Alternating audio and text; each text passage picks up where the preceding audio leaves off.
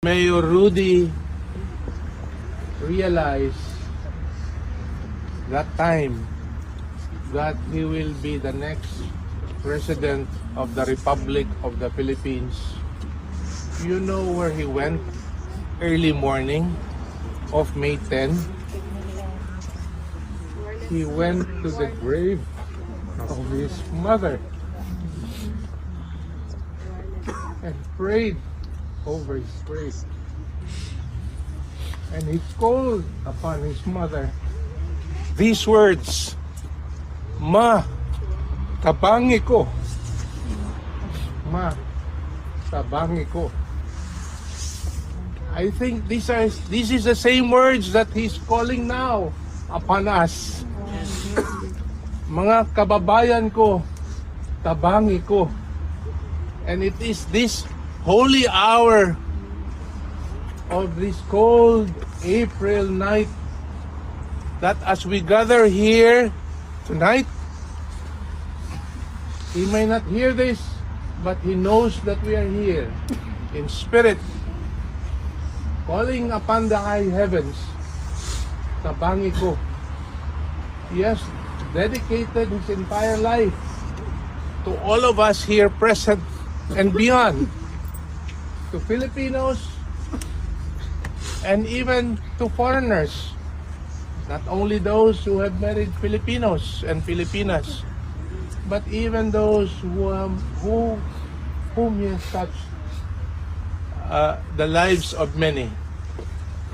And he has always kept saying this when he started his journey in the political life.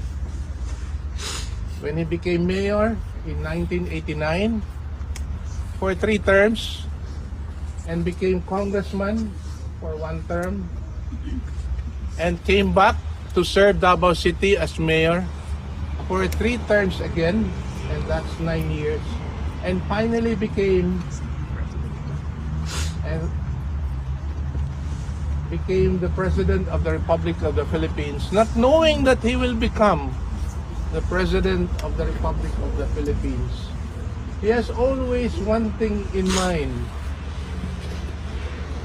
one thing alone: to make the lives of Filipinos safer and comfortable. And I think to all of you here who are working abroad, to all of you here whose families are left behind, you can fully understand the words of Mayor Rudy, because that has always been his motivation in his public life. You may not have seen him in his private life, but I have seen him in his most vulnerable condition. Kayo, nandito ngayon, magagara at nakatakip dahil sa lamig. Kayo mga Pinoy na mahilig sa ating mga damit na pangbahay. Sa Bisaya pa, nakapurol, nakachinelas, nakapurontong.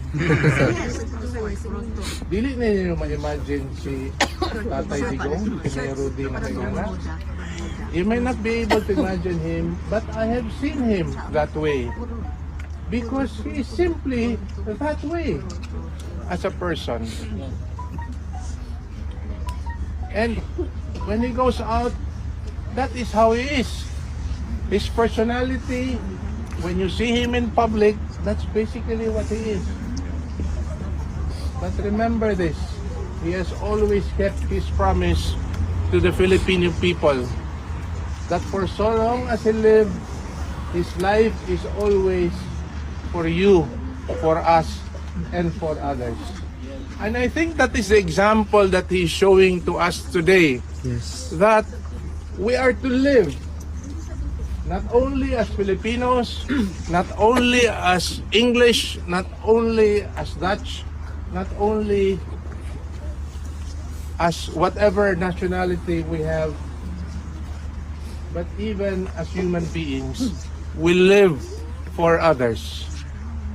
And I think that is the lesson that we have drawn ourselves into in the life of Mayor Rudy.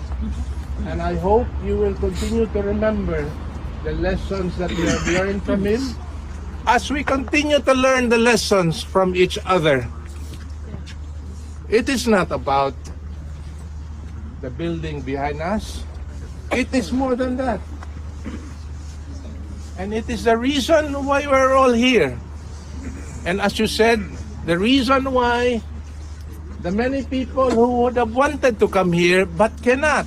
Yes. But they feel one with us, united with us in spirit.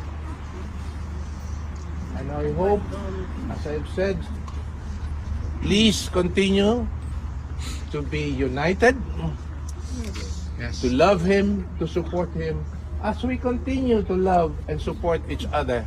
We find common strength in this unity that we are showing ourselves tonight. Not only here, but all those who are listening right now.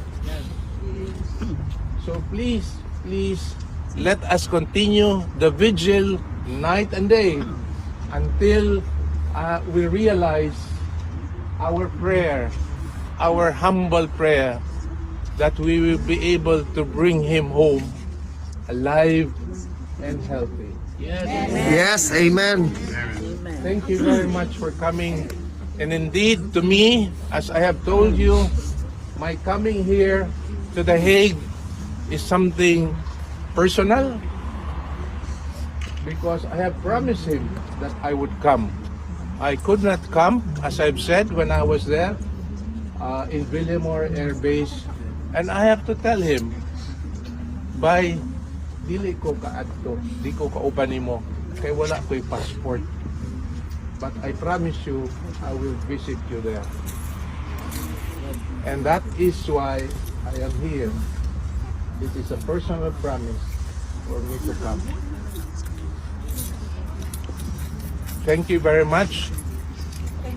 And for us who believe in God, Catholics, we are in the period of Lent, Quaresma. And I hope we would say a short prayer that the Lord may have mercy on us and on him, and that the good Lord will continue to bless him in good health, in spirit, and that he may continue to be one with us. He may continue to believe in the Filipino, that he may continue to believe that justice would prevail at the end. Yes. I thank you and good evening.